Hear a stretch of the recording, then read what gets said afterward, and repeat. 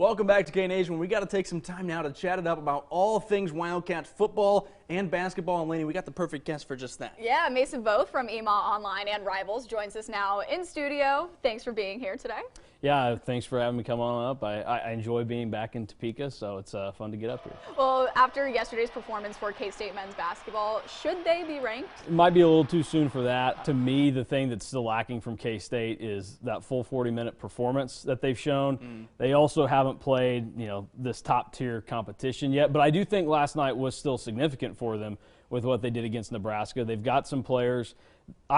Fred Hoiberg still may lose his job after this year, but they are playing better, and I think that there is some promise. And K-State was able to shut him down. Derek Walker, there was a ton of reasons why he should have had a big night last night, being with his homecoming to Kansas City. And K-State was still able to play great defense on him. And I thought the most impressive thing about K-State, and one of the things that might set them up in the future to be a ranked team, is Keontae Johnson through the first 7-8 minutes of that game. It looked like it was going to be his worst game as a Wildcat. Yeah. Then it turns into 23 points at the end of the game, and he turned it on.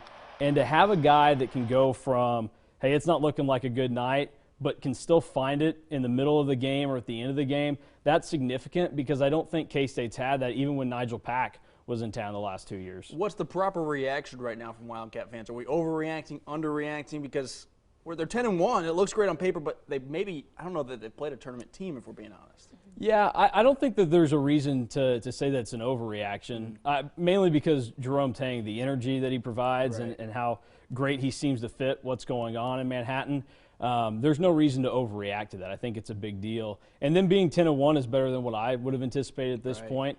I probably 9-3 would have made it a little bit more sense, or whatever the math works out to there. But they've been able to kind of step it up and win the games they should. Unfortunately, the hiccup at Butler. But it's tough to go unbeaten in the non-con, even if you have a pretty soft schedule like they do.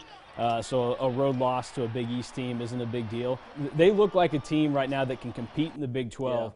And this team is better than the team that was in town last year. And even they were competitive in almost every single game they played. And so that gives me reason to be optimistic about K-State and what they can do this year.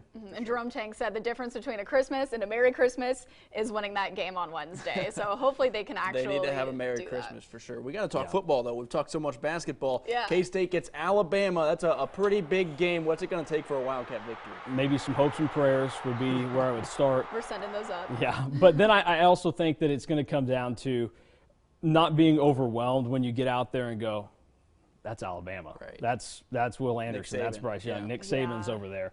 I've already had to tell Alec Bussey, the guy I work with, like, that's just another coach. He's freaking out about Nick Saban. He's ready for that first Saban press conference. I'm like, he's just a guy.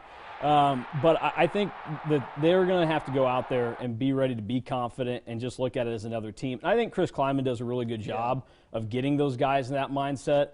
And I think this team's really unique in the circumstance that they all have a ton of fun. Like that 2012 team for K-State seemed pretty buttoned up under Bill Snyder. This team was able to go out there and play very well, but also have fun and keep it loose at times. And I think that they'll know when it's time to have the excitement of we're getting a shot at Bama versus let's tighten it up and let's go out and play good football. And I think that they'll be able to do that. So as long as all those guys kind of continue to treat things like they have every game this year, they should be in good shape. All right, it'll be an exciting New Year's Eve. It will, and hopefully a very exciting New Year's Eve, and it ends on the right note. Well, Mason, thank you again so much for joining us. We really appreciate it. Thanks.